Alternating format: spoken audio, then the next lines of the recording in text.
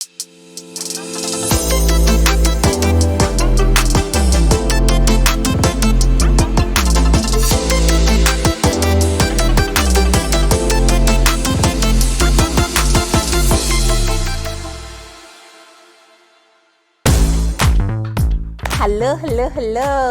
Hi everyone, welcome again to my channel. For my new subscribers, yes, please subscribe.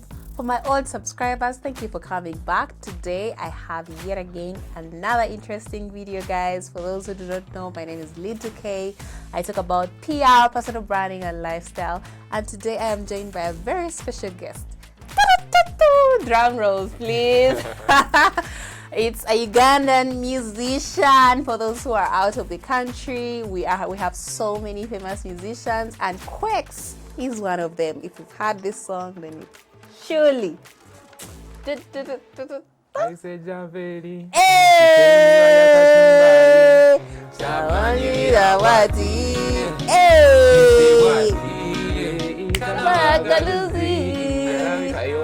Boy, Quex, the lyrical doctor. You're chilling with the realest. The baddest. Yeah, so Quex, thank you so much for gracing us on this show. I have always wanted to be a friend to a celebrity, and guys, I am assuming that responsibility. We are friends. We've been friends, Quex, right? Anyway, I'm joking, but yes, thank you so much. I know your time and everything. I don't take it for granted. So today we just want to learn about branding in the music industry. I know we have so many questions, especially as the laymen who do not know, who do not understand the music industry. These people, do they just wake up one day and come up with a song, or do they plan for a song? These are things I've never understood really quick. So is it something that you wake up and do? And maybe you can give us your experience, but also from what you have observed from your colleagues. Oh, okay. So, music per se is like passion, yeah. So, you as yourself, you are driven to actually, go and pursue this. Yeah. So, of course, there are people who are ideally go in it for the money, but if you're passionate about it, you actually move even before you earn. Yeah. You push yourself to do this. So for me, my journey started with passion even way before, thinking about, what comes after this. Because I'll just do music for myself, yeah? And eventually people started loving it and like pushing me to go record the song. Then after recording the song, what happens? You need a video, then you shoot the video, then you're like, okay, now from the video you need to start marketing the song. You need to go to radios, you need to go to TV stations, you need to go see this DJ. So it's a whole process. So you can see some musicians, it's actually for the money. But when passion is first, you can even tell from just the music, the quality of the music. Sure. Even just the gift you have of a voice, you're not trying too hard to impress people, and you can really, many of you can bear witness to his very calming effect in his songs. So I really think it's a gift, it's a God-given talent, and if you embrace that and you're not doing it for the money and you're genuinely making people happy. I know the Kachumbali song made people happy, and that was during the COVID-19. Baby, I have had 3 months, not even 3 months, like a 1 month year old baby fan. Wait. I think I saw that video. It went viral. And then they were like, that was the time could talk or say mama or tata or something good. They already could sing. Yeah, it has that effect of just bringing good vibes, happiness. And it was a time when everyone was really sad, no hope for the future. And I know every Ugandan out there, even outside Uganda, because I know the song really hit just because of the effects of lockdown and how you can get stressed. And there are many other amazing songs. Please talk to us about, Jaja Mami. What is that? So, Kachumbali, one was an album. It had 8 songs. Just because the lead song is covered up like these other songs. So there were beautiful songs now, like Lovely Woman, like What a Bam Bam. There were a couple of songs, amazing songs. But Kachumbali covered up. And I don't know why I called the album Kachumbali, because everyone think when you talk about the album, they just think of the song. So we didn't really yeah, the songs for the like the real fans, they got to know these other songs, but they didn't hit like they were supposed to. You understand? So but when I released Kachumbali, the album, I was like in my final year of medical school. Yeah. So I could Stop right there. I thought you only sing. You mean you're a doctor? Yeah, I Wait, did. what? Yeah, I did bachelor of medicine and surgery. So why leave the medicine world? No, I didn't leave. You didn't leave it. So I'm an advocate for cervical cancer, for prevention of cervical cancer. So I usually tell people, if you're in your reproductive age, you go for screening. It's important because this disease will get you. By the time you realize you have the disease, it's already in stage 4 and it's incurable. Yeah. Guys, he's a medical doctor. He heals people. Not just through music, but even real healing of the body. This is awesome stuff. So you can really see it's really the passion that's driving you toward music. Because if it came to papers, you could still practice medical, medicine. Sure. Yeah. So guys, we're going to do some rapid fire questions, and this is just a very nice, interesting game. I hope you like it. I'll ask you this or that. You choose this in very few seconds, and so we're able to cover this in no time. Okay. Coffee or tea? Coffee. Cats or dogs? Dogs. Sweet or salty? Sweet. Summer or winter? Summer. Beach or mountains? Beach. Fiction or non-fiction? Non-fiction. Comedy or drama? Comedy. All the way. Early bird or night owl? Early bird. Introvert or extrovert? Introvert. City or countryside? Countryside. Not bad. A countryside kind of person, not bad. Okay, guys. I just needed to ask you some of the most popular questions that everyone wanted me to ask you. How did you get started in the music industry, and what inspired you to pursue your career in music? So I don't know when it started, but as a child, I used to sing like in a choir and stuff, and I used to write like music as early as P3, P2. Yeah. So and I would invite my classmates to come watch me. Yeah. You understand? But you never think about those things when you're doing them in the moment. Yeah. Until you reach like at some point, and then you look back and you're like, okay, like some stuff has been, there's been some consistency to this. Yeah. So after that, I started writing music. When in P7 back, that was the first time I ever entered a music studio. That was around 2007. So I started writing music for artists, but these artists were not paying me. So I decided, you know what, let me actually now pursue the music. So when I did, of course, my parents, were a bit strict. And they're like, oh, you need to become a doctor, you need to be a doctor.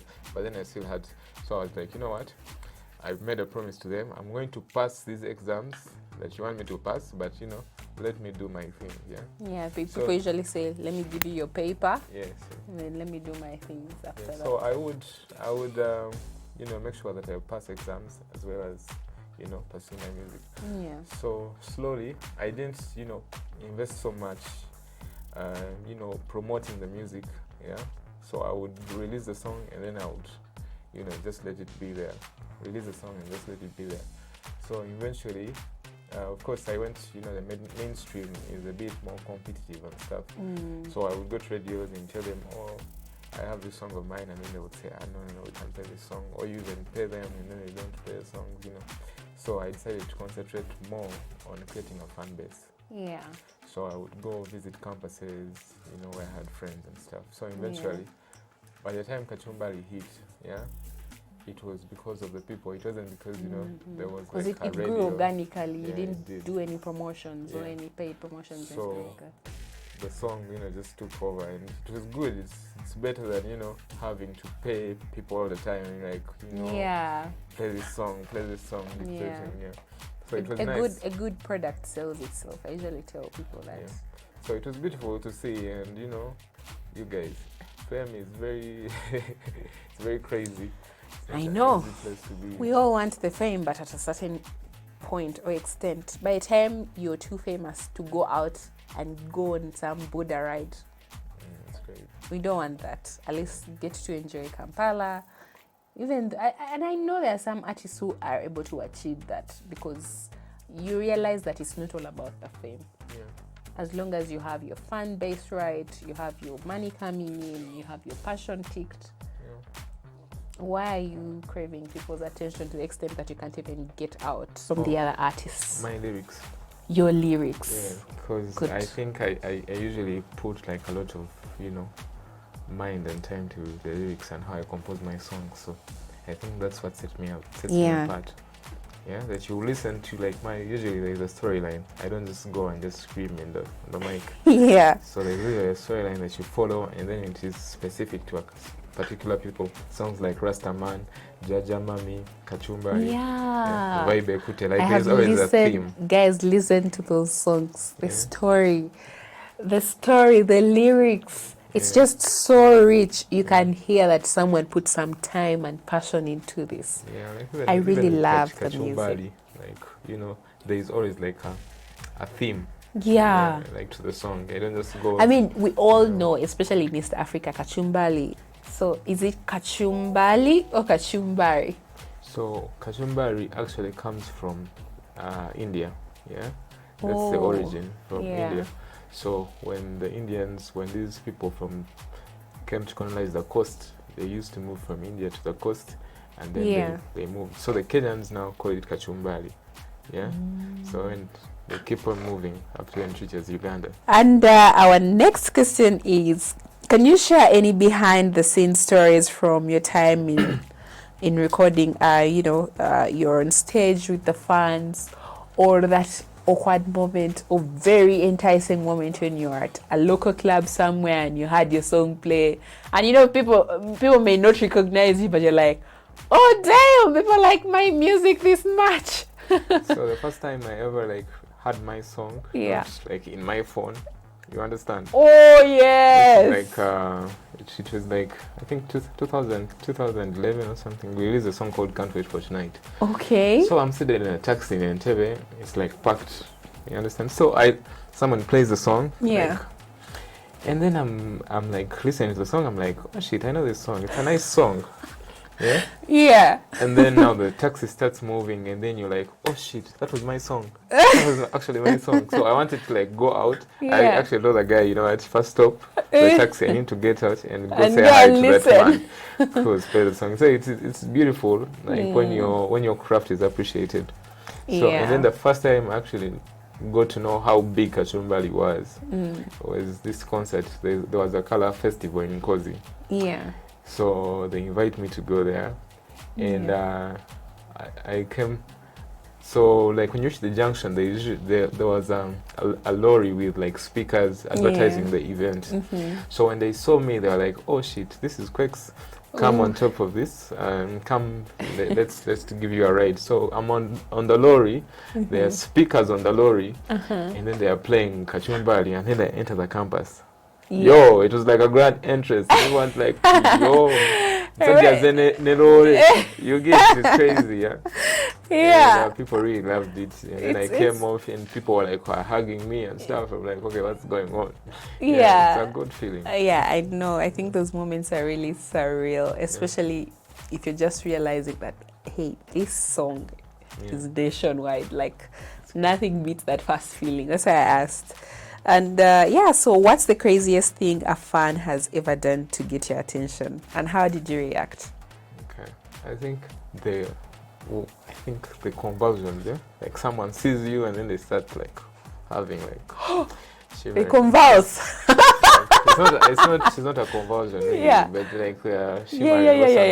It's a nice convulsion. It usually beats my understanding. Someone I understand on a point of view, how deep. They listen to the music and stuff. But then when you actually meet them and then they're like, okay, I don't know what to do. Do I hug you? Do I do... Do I run away? But I think that's the most weird thing that has happened to me. Very nice. And not once. like it's always happening, and every time it gets you, you're like, this just didn't happen. How much music of mine are you listening to? Yeah, I know. Yeah. Okay. Can you tell us about the thought process around music collaborations with other artists in Uganda, and what is your experience like? So I think here in Uganda, there is I haven't yet collaborated with what they call the big artists, because I think they do not commit to the work. Yeah. Understand? Because they see this new person who is coming, so they need you to idolize them. Understand? Yeah. And usually they don't give 100% when they come to the studio. And me, I'm not all about that. If I'm putting my brains, 100% of my brains into this, you expect the same. I do expect the same. So I usually I only work with people who I know are going to, consent to giving 100%. Yeah. So.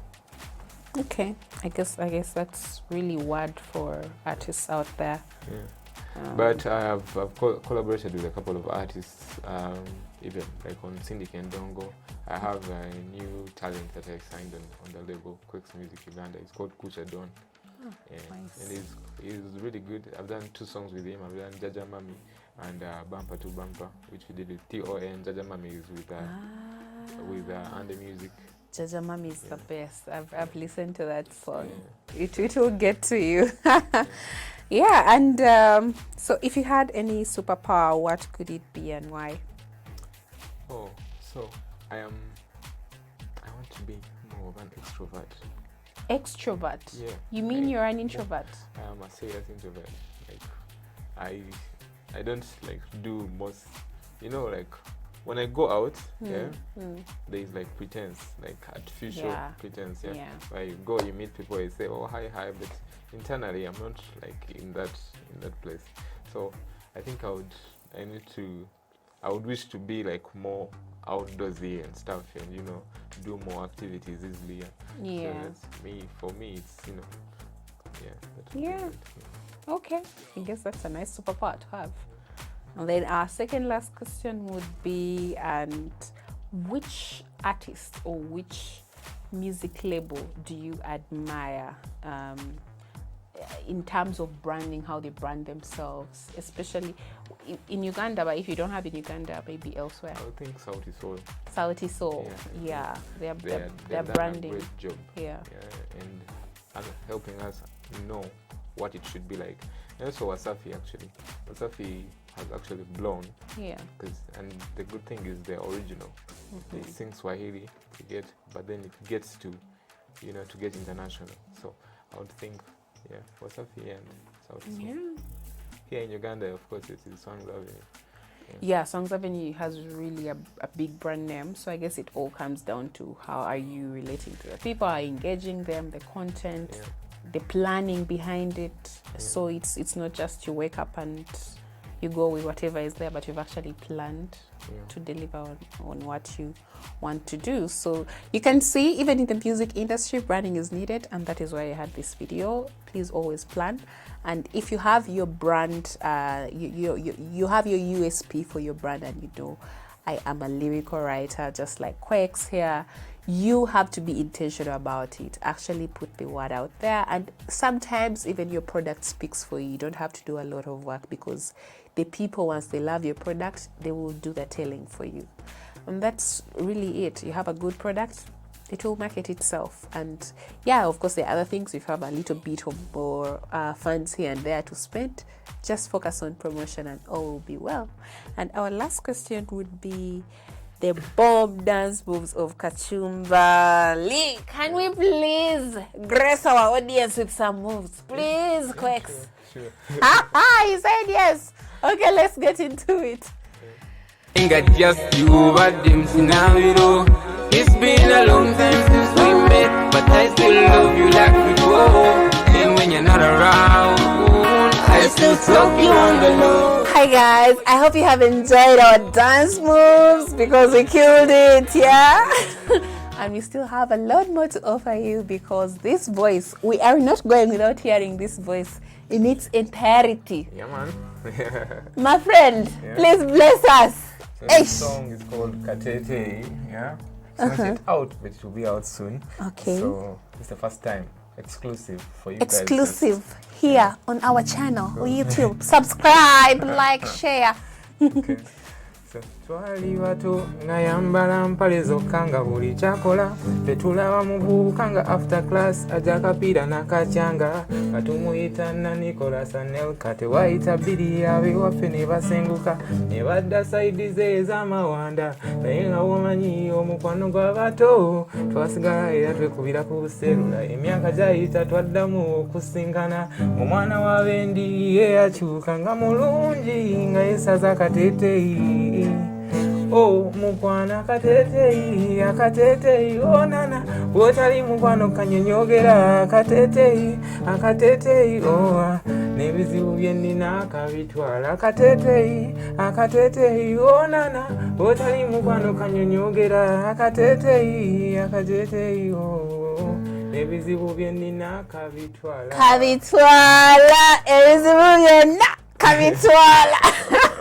Basically, the dress takes all my problems away. It washes them away. Yeah. That's such nice, rich lyrics. And that's what we're talking about. And there are many others, guys. There are many other songs. He was telling me. We just released this album. It's called Cindy Kendongo. It has 8 songs, Yeah. So watch out for Jaja Mami, obviously. Jaja. Vibe Kute. There is a couple of songs. You need to check it out. It's crazy. It's crazy. It's really crazy. Anyway, guys, we have come to the end of this show. If you need a key takeaway, at least know that branding is needed in every industry, including music industry. And our very own Quex has told us why it is important. Guys, please, if you like this video, do not forget to subscribe to this channel, like, and share. And also, this video is sponsored by Moving Ads for powerful advertising campaigns, marketing campaigns. They got you covered. So yeah, keep it locked right here. I've changed the language because, man, we're in the music industry. Keep it locked, yeah. All right, thank you for coming. Most definitely.